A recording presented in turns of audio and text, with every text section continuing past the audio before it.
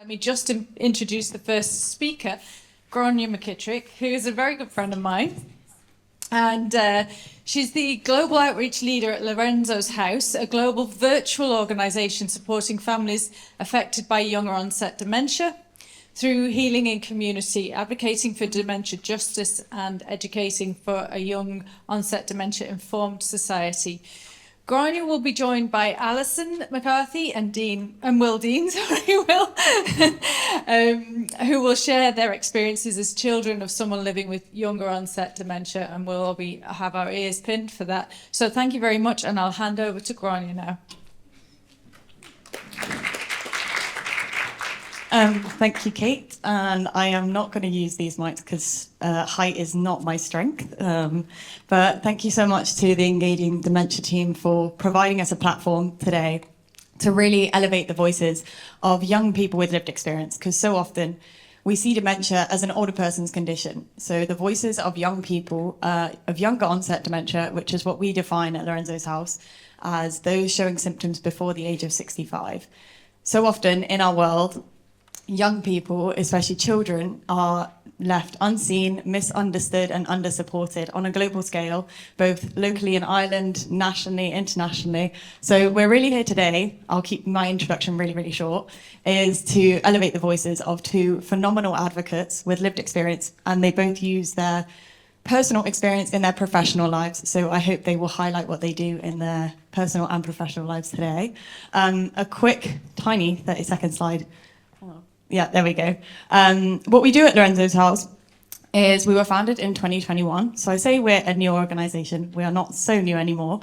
But it was founded in 2021 after Diana's husband, Lorenzo, started showing signs of brain change when her sons were just 9 and 13. And she was a teacher in Chicago at the time, and she looked around for support in this resource-rich city and really found nothing for herself and her kids. And so in 2021, during COVID, out of her son's bedroom, she founded Lorenzo's House with a mission to connect families affected by younger onset dementia. But we have a focus and a passion for sons, daughters, and children of younger onset dementia. So those who have a parent or have had a parent affected by this condition. And we say sons, daughters, and children. I always like to disclose, we mean anyone age 4 to 44 plus. If you're a son, daughter, or a child, you will always be a son, daughter, or a child, and we want to make sure that there is support for you out there. This is a quick introduction of myself. My name is Grania. I'm the Global Outreach Lead at Lorenzo's House, and I'm a next-gen ally, which will all make sense in about 30 seconds when I explain what Lorenzo's House does. Lorenzo's House is a global non-profit organisation, and we say we do three things, which Kate gave a great explanation to. It's a mouthful to say. We heal in community through our virtual support programmes. We advocate for dementia justice through our next-gen movement, and that's why I'm an ally in this movement. And we educate through our emerging YOD Academy, built by families for professionals. And I'm just going to, if we can dim the lights, I think I'm giving enough time, thank you.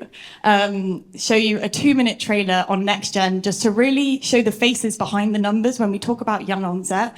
Every number is a family story, and we really want to elevate family stories. So if technology works, which thanks to Graham, I think it will.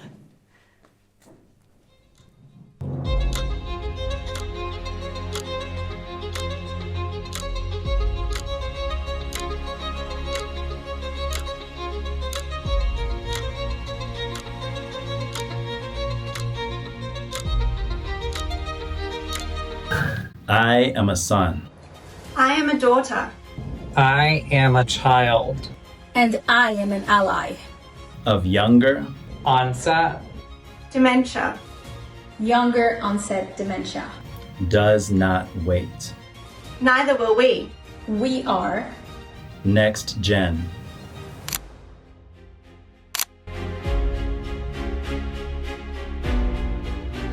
So thank you for giving me 2 minutes to show that trailer. It's more than just a trailer. It was built by our young people to really show the faces behind our movement, because how do you shift the narrative around dementia being an older person's condition? Well, you elevate the voices of young people on stages just like this. So I'd like to welcome Will Dean and Alison McCarthy to the stage to have this panel discussion.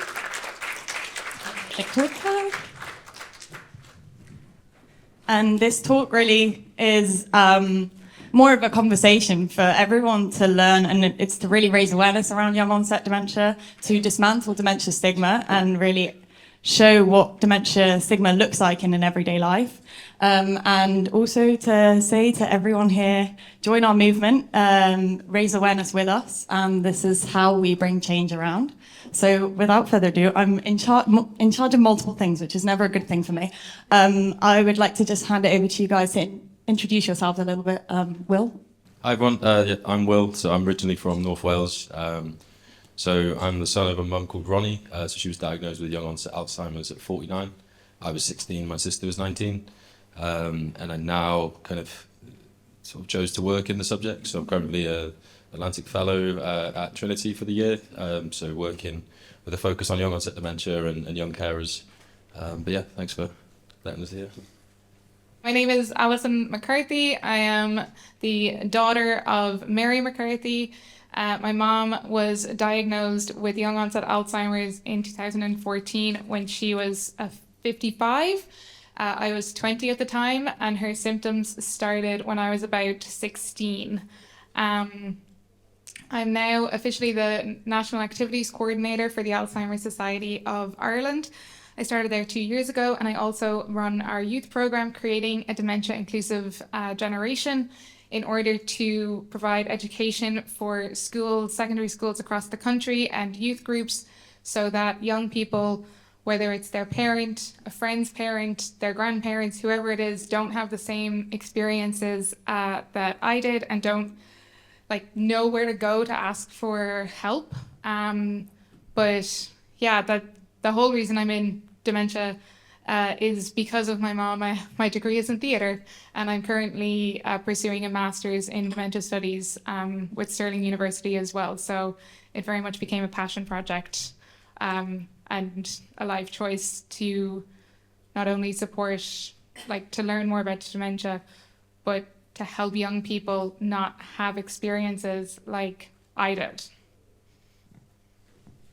Thank you, Alison. And I mean, you both briefly shared your connections to both your mums, but also how that has led to your professional careers, and we will touch more on that because I feel like it's fundamental to who you are and what you do now, which brings its strengths and its challenges. But really starting off with your personal experiences with the diagnosis and your journey to the diagnosis, how was that journey for you? What was the process like as a young person for yourself and your family? Either of you. Yeah, so I think I suppose as far as what did we notice, so I'd have been maybe 15 or so, and all I noticed with mum was she started falling out of love with work. She always loved to work. I would say she could work hard and mum hard. She'd switch off and come and look after us, but she started talking about early retirement, and it seemed really strange.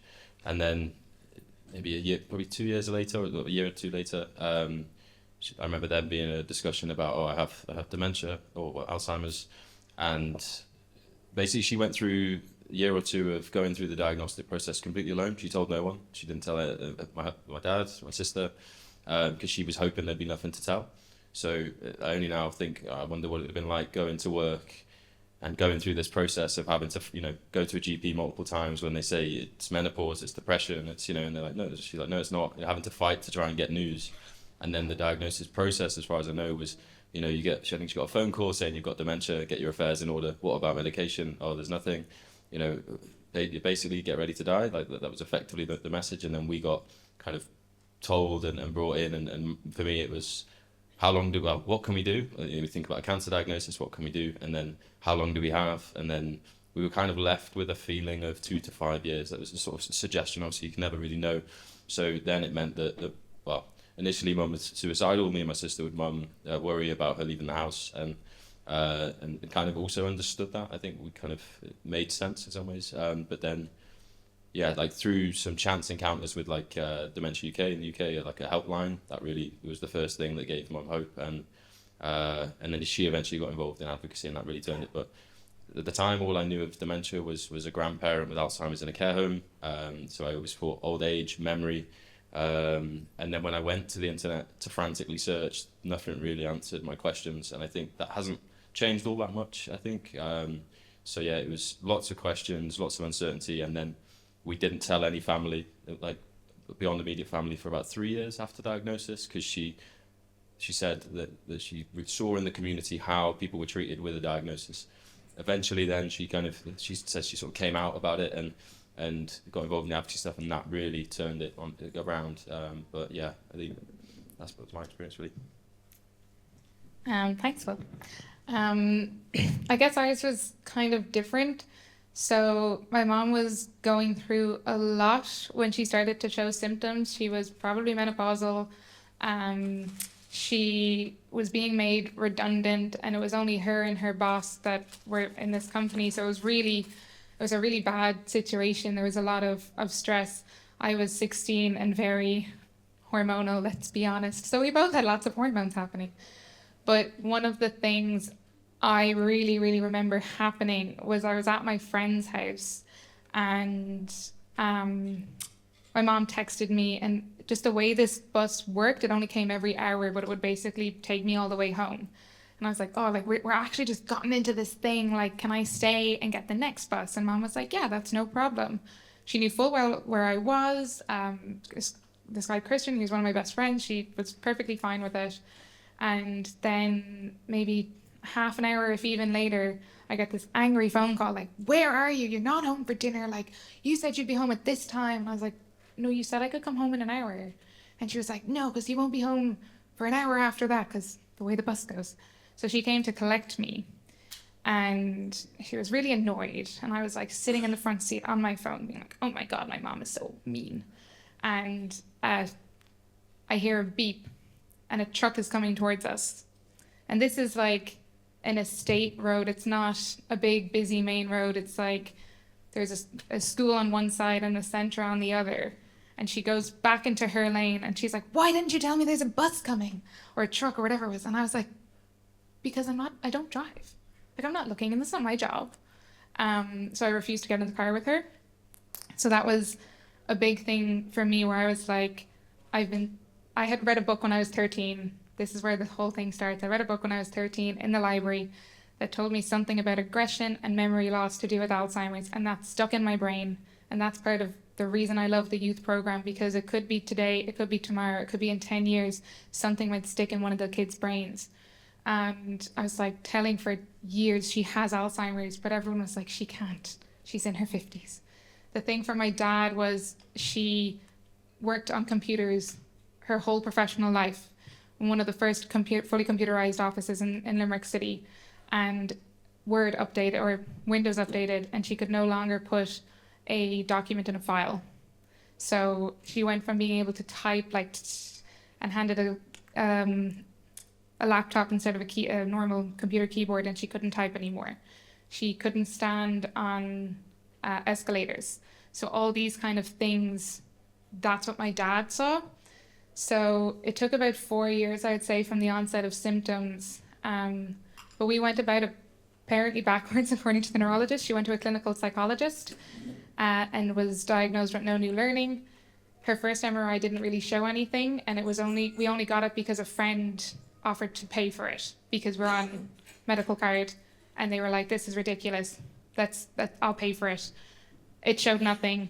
She was diagnosed with no new learning. She went to her neurologist, got a new MRI. I don't know how they work, but whatever happened, he was like, there is plaque everywhere. And I don't fully remember. It's weird. I think he blocked things out sometimes. But it went from being like, I got the text from my dad of a diagnosis. I was at a traffic lights with a guy I was kind of with at the time, and it said, Mom has Alzheimer's. And for the first time I admitted, I wish she had cancer. Because all I knew about Alzheimer's was you can't fight. And I was like, if it had been a brain tumor, my mom would have fought like hell.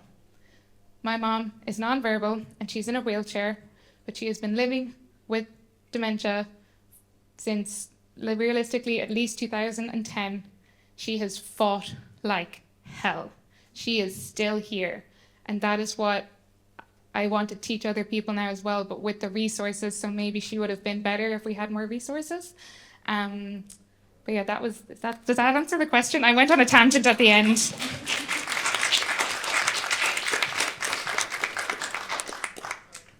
we're sharing one mic.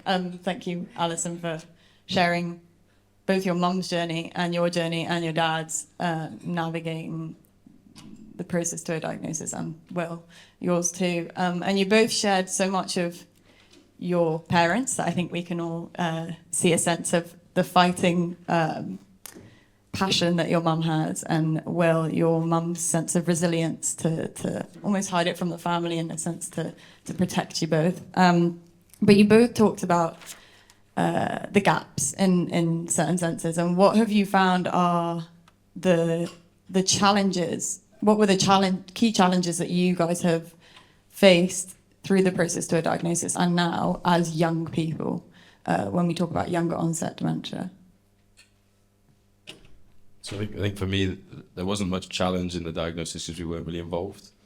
I think in hindsight, you go, I mean, I don't know what would happen in the meetings necessarily, but surely if someone was going through a kind of clinical assessment for dementia at that age, you'd imagine, okay, have you got family members? If they do, is there a way of getting in touch with them? Unless, mum may have kind of gone, I don't want that. But I think the only touch point I got with a clinician was we got invited for one 15-minute chat to ask some questions, and that was quite, that was maybe 3 or 4 months after, probably longer after us getting told. So you've kind of already had that all the questions, and then you go there and you're probably a shell of what you were at the beginning. So I think the only thing I could do was take it into my own hands and try and search, and I think that was a gap. Was now when I speak to young carers, they're not necessarily Googling stuff, they're looking on social media, or they're looking at the amazing efforts of Jordan and Kian, raising awareness on social media. Or but the challenge is that also with younger onset dementia generally, it's not always just Alzheimer's. I know my mum technically has Alzheimer's, but I find that a lot of the time it feels like there's an Alzheimer's only message and education, whereas I think there's a lot around the symptoms and the ways of managing care for all the different types that information of an accurate. So rather than a really early diagnosis, I think the accurate part is the bit, because with the different types, there are certain medications that make it more manageable. Say mum has a lot hallucinations, or but yeah, I think it's the resources, the information, and then I suppose the fact that we had to hide it, that was more the thing we had to sort of deal with. But then I remember the first time someone asked me how I was doing, and I felt guilty for being asked. It's I'm not going through this, and then that was strange. And then the main gap really is to say my sister who's at home right now, full time sort of primary carer. At least what the UK government gives is you get a carer's allowance, which in some ways is more than other countries, but it's equivalent to less than minimum wage. And she says it's not that I do it for money, not at all, but the symbol of a full-time family carer who's been from 19 to nearly 30, that you're not even worth minimum wage. Or if you were to go, you're not allowed to do another job. I was looking after mum for 3 weeks. My sister wanted to tell them, because she's a really honest person, my brother's looking after her. They treated her as if she was being fraudulent and claiming money. I think the systems are set up but they say they have benefits, but at least in the UK, it's you have to be lucky to hear that they exist, and then you have to fill out obscene amounts of forms that you need maybe a degree or something to be able to do all the time and energy to. So the government says we have these things available, but they make getting them either not worth the energy or just too difficult. So I think that part, you need someone really to hold your hand to go through that, for me. So from a plug for the community, for the education program, Creating Intervention Inclusive Generation, one of the things was, so let's say I saw symptoms, we saw something was wrong at 16. It was the summer before I went into 6th year. So I was about 17. I had done this retreat, and we had these meetings, and I went up to this teacher who was a trusted teacher, and I said, I think my mom's going to forget who I am really, really soon. And it was the first time I had said it out loud to an adult, and I had been sitting there should I ask this? Should I ask this? Should I ask this? And it may not sound bad, but she said, if you're scared, imagine how your mom feels. And my 17-year-old brain went, well, she doesn't feel anything because she doesn't know what's happening. And now I just won't talk to you because you're obviously not going to help me. And that, okay. So it wasn't that she said anything wrong. It was that for me at the time, it felt stop thinking about yourself. You're so selfish. And I never spoke to another adult about it again until 6 months after she was diagnosed. And I had to write to my course coordinator in college because my dad filled out the Susie form wrong because mom used to do all the forms. And I'd lost like half of my maintenance grant. Thank God I still had my college grant. And I was like, our lecturer says I can't get a job because I have to be in rehearsals because it's professional theatre. And I was like, no, it's college. And I don't know what to do. And my mom's been diagnosed with Alzheimer's and like all of this stuff is happening. And she sent a message back being like, are you okay? Do you have somewhere to stay? Do you want me to meet you for a coffee? And I didn't, but she, for 2 months, messaged me every week. Then afterwards, she messaged me every month. And then she just kind of stopped emailing, asking, did I want to go for coffee? But she'd still like talk to me every now and then in the thing. And it was knowing that she was there, even though I didn't necessarily want it. So our youth program can now help kids find support. But we told everyone knew. But the other thing I remember really well is that there was no, mom kept kind of getting pushed around to different departments because they were like, okay, we don't have medication for this, but you can go to therapy or like psychology, you might need antidepressants or anti-anxiety. But then the psychologists were like, you're like in your 50s, but you have dementia, we don't know what to do. And then the other psychologists were like, you've got dementia, but you're in your 50s, so you're not an OAP, we can't deal with you. And it took forever to get someone to be able to give her medication. And that was only because my dad and our GP would just fight. They were calling people all the time. And I'm always like gutted that we didn't find the dementia working group because my mom was actually studying at the time of her diagnosis, and I think it could have made a massive difference. But, you know, even then, the internet wasn't as big as it is now, so things weren't as seen. ASI has grown massively in the last, I can't do maths, 14 years? ASI has grown massively in the last 14 years, so those resources are more accessible now. There's more knowledge about them, but back then, I think we took over a lot. We shouldn't have. We didn't have the information, and my dad was really embarrassed at the idea of having a cup, like this is cups on the cupboards. I was like, we should put cups on the cupboard. He was like, no. He was like, your mom wouldn't like that. That's embarrassing. And I was like, but she won't remember. Like, if we don't do it, she'll forget it. And that is what happened. She forgot how to use her phone because he thought he was doing the right thing and bought her an easy phone, and she could never make a phone call. She was just, that was that. And even though she had this diagnosis, he was like, but it's easier to use. And I think it was only when she started to need care and he needed a carer to come in is when he did carer training. And then all that information was given to him. But it's too late. Whereas now we try to catch people at diagnosis. That's what we want society to do, is to catch a diagnosis, and then you do carer training, not when you have to have a carer in the room. So yeah, there's lots of different things now that hopefully people will find and makes those gaps smaller and hopefully in the not too distant future close. Thank you, Alison. You kind of answered my next question. So, no, you've both kind of spoken about the power of community and also the power of education, dismantling stigma in all levels of society, from teachers in schools, which is what you're doing in your professional life now, to advocating at government level for the forms and the benefits that you can access globally to support families affected by young onset, because so often they go unseen in the financial ways, in medical and social support, which kind of leads me on to my next question. And Alison, you might have just covered it, but I'm sure there's more to say, is how has your lived experience as a son and a daughter shaped what you do in your professional work now? Yeah. So I suppose, so I was maybe sort of 15, 16, and as soon as, once the diagnosis happened, the debate was, okay, do I stay, do I go? Because immediately there's not like, obvious care needs, but you kind of like, you're told it might be 2 years, told it might be 5, so you kind of don't know what. So I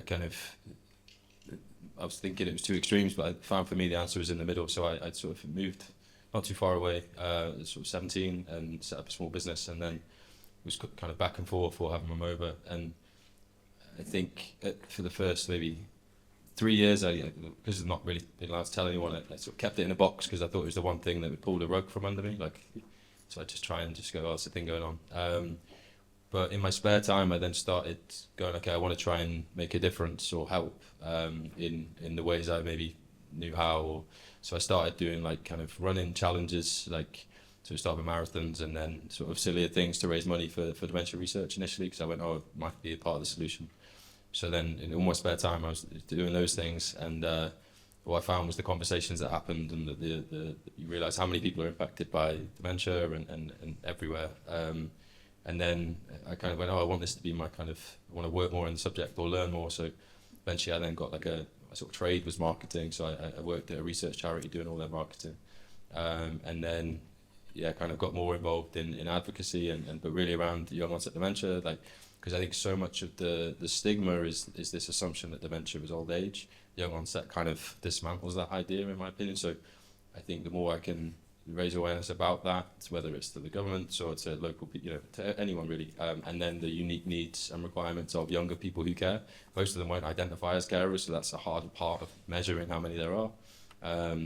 But then, so now I've kind of lent more into, so this fellowship in over this year, where I'm sort of looking more at a research perspective of, okay, how do we make advocacy more effective? Because it's this word everyone uses as good, but say it's not very clear how much is invested in it, or what method. So say like Jordan and Kian doing this run around Ireland right now, I'd argue it's probably one of the most impactful awareness advocacy efforts, possibly to do with a dementia outside of Alzheimer's ever, frankly, and to a generation that isn't or wasn't talking about it. And then it's about FTD, which is another, and you sit there and go, what are organizations or people who want to make a difference?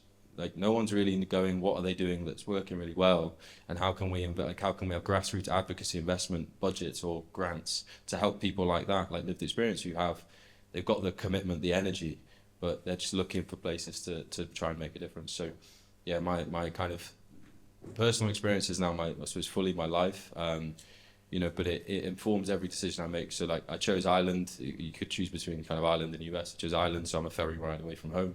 And then, the debate now is, what do I do after this? And it's how do I somehow swap places with my sister so she can go and pursue her things? And then they're the real decisions that all the way along this journey, it's I don't sit there and think about what does this decision mean for me. I go, okay, how can I improve my sister's life while looking after mum, making sure she's at home as long as we can be and want to be.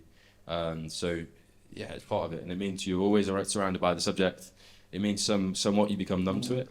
We kind of tell our story, but there's parts of it we keep really private, because otherwise how do you cope? But I think it's essential that people who have the experience are part of the conversation, representation in organizations or in governments, or, and I think the lack of young people generally across the leadership of these things or in those boards and panels, I think that's the work that Alison's doing, I think can really make a big difference.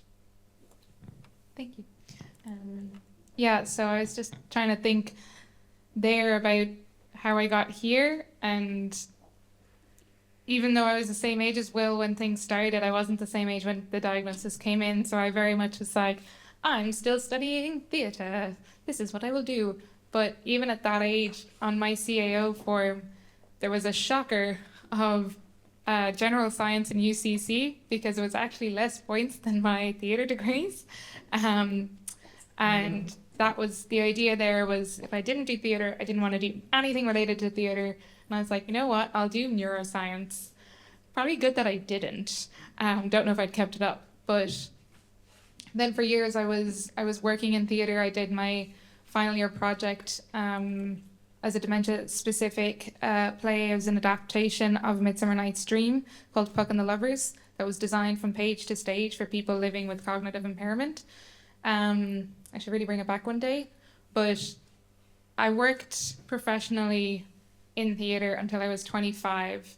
And that was it was just before COVID, actually. I decided I wanted to do something else, because my mom had been in hospital from September 2018 to May 2019 every 3 weeks, or like for 3 weeks every month or something. And I just lost motivation to look for work. And if you're not hustling in the arts, you're not working. So it was then Marguerite, I can't think of Marguerite's last name, but she's one of our lovely advocates. Keating, is it Keating? I had Keating in my head.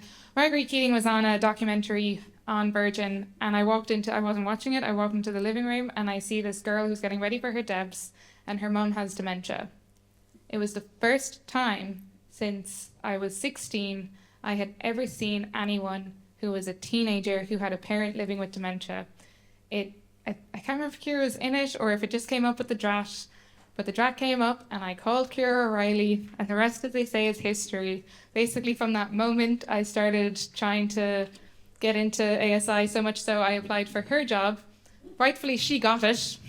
But my position came up then a few years later. But it wasn't until I saw Marguerite and her kids that I was like, I should be talking, I should be there. And I was working in different areas and volunteering with the drat, but work kept getting in the way. They kept wanting me to do work. And I was like, I just want to volunteer and work with the drat and go to conferences. I don't want to take time off. So I was delighted to be able to get the opportunity to make ASI my work and be able to like fight my own way now for my mom, because it took me years. It took me years to actually wrap my head around everything. And I would say that I have experienced in the past like ongoing grief, because I do think in a lot of ways my mom she would go down quite quickly and quite dramatically. So things changed very fast.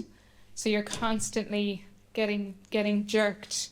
And then there's weddings and grandchildren, and every wedding is a little bit different. Every grandchild she can't recognize more and more. So you just have these experiences, and I was like, I want more for you. I want more for parents like you, and maybe through education, through advocacy, I can help achieve that. But I don't know if you were ever going to go into science or anything like this. Had my mom not been diagnosed with dementia, I would not be studying any kind of science. I'm doing a master's, I think I said that, but I would not be any way scientific at all.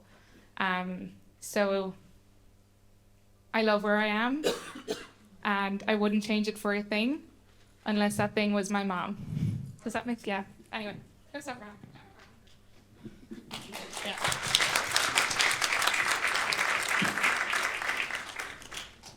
I mean, you both just shared such powerful words of how intrinsically entwined both your personal and professional, and I'm sure that carries many strengths, as we see right here on the stage, but also many challenges. If you're open to sharing, like you said, Will, I think you mentioned, sometimes it can make you feel a bit numb to your story, and this is your family story that you live every day. Would you mind sharing just a little bit more about that?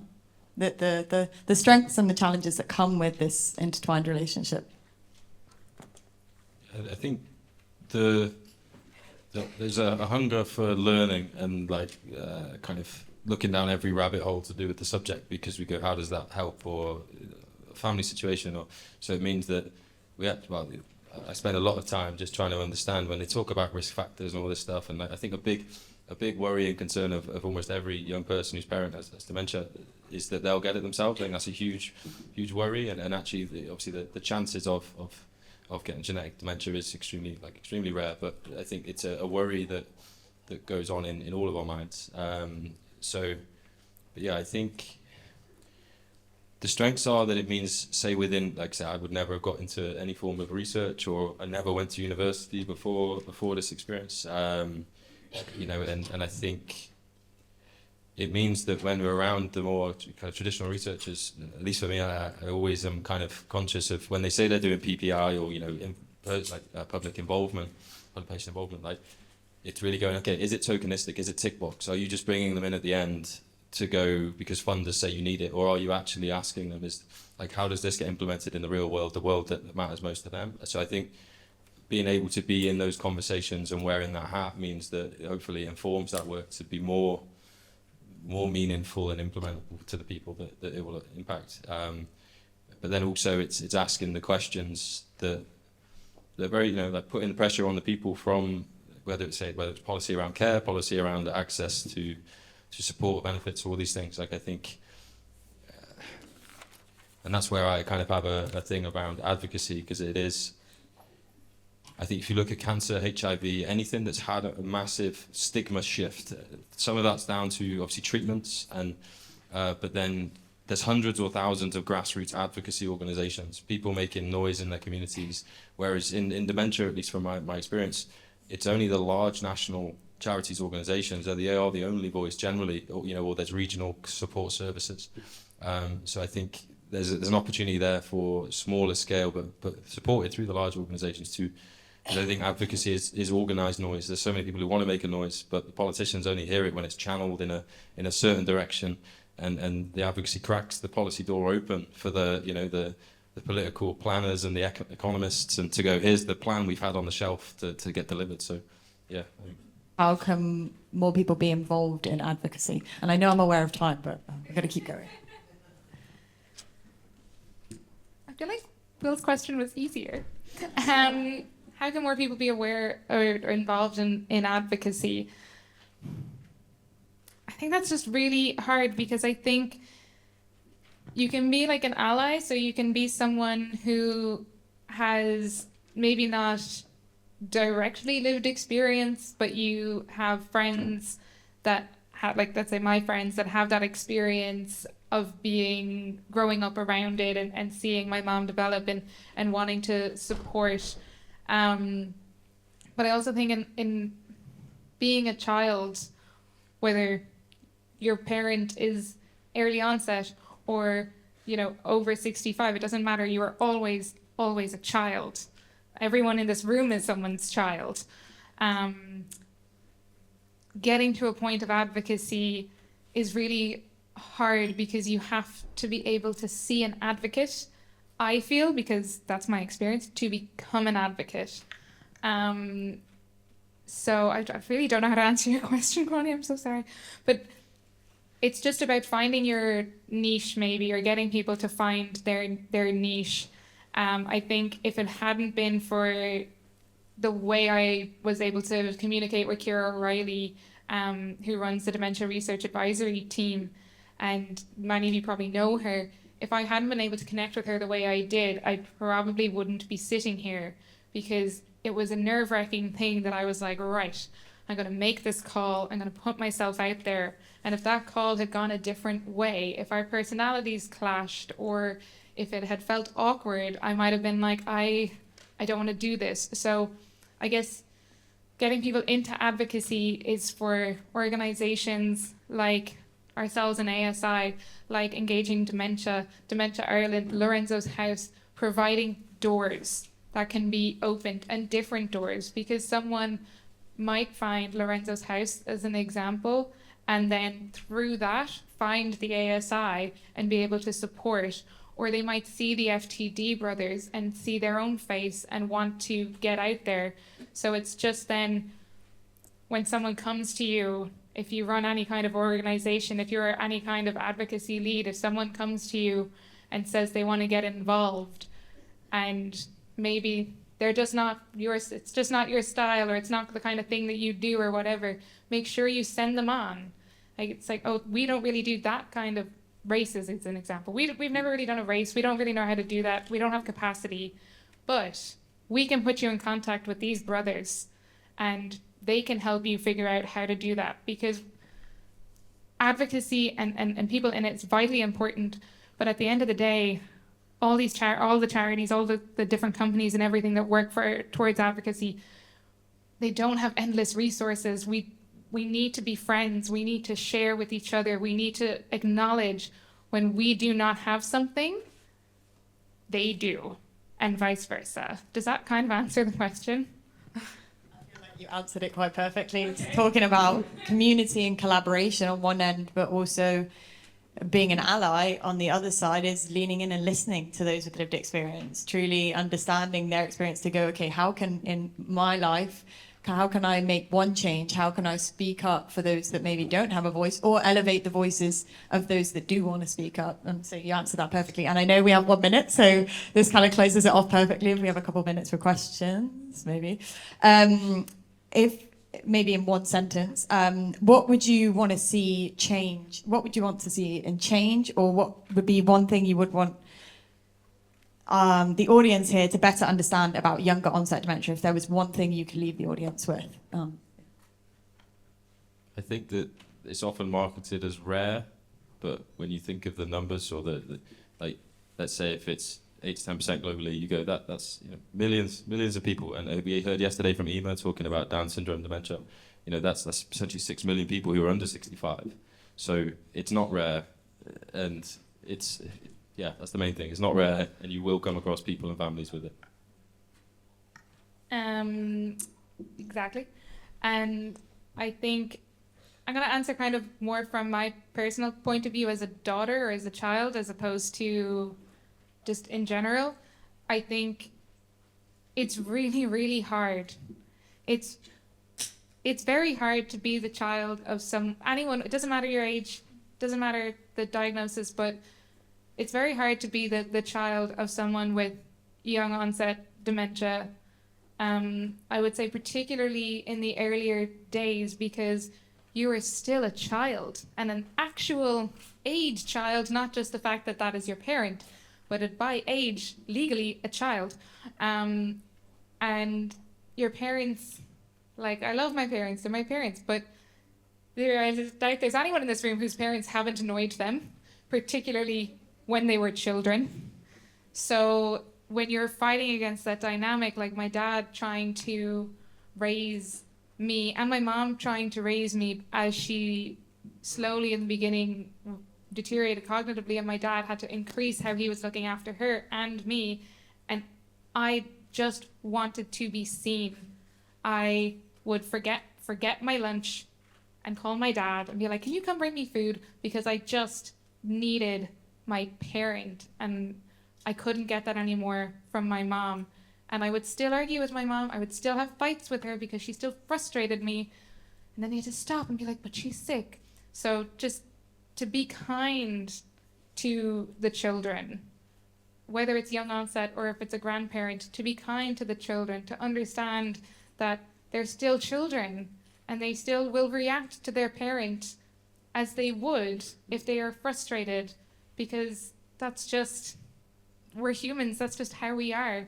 And yeah, I think that's the biggest thing, is that as a daughter, it's still your parent.